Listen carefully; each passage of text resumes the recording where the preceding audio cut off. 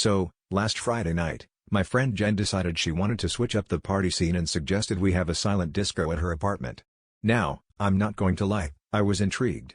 I've seen those videos where people are all grooving in unison with headphones on, looking like they're in a Nike commercial for introverts. But here's the catch, none of us owned wireless headphones. Jen, ever the optimist, declared, "We'll just use our own music and pretend." Which is how you know the night was about to either become legendary or a cautionary tale. We each picked a banger from our phones, popped in earbuds, and hit play. Except, nobody had the same taste in music.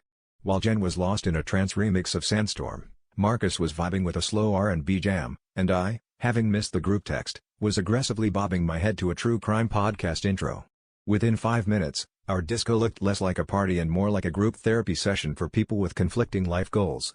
At one point, Jen tried to start a conga line, but all she got was Marcus slow dancing with a potted plant while I air drummed to the sound of a 911 dispatcher. Things escalated quickly. Jen's neighbor, Mr. Feldman, came over to complain about the noise.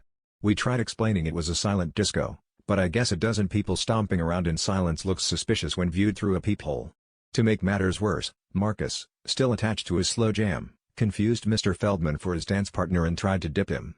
Mr. Feldman left with a polite but firm warning, and Marcus left with a new appreciation for boundaries and lower back pain. By the end of the night, we were all sweaty, confused, and a little bit proud that we'd managed to annoy the neighbors without making a single audible sound. If anyone asks, yes, we threw a silent disco, but based on the way we all danced to completely different beats, it was really more of a quiet riot.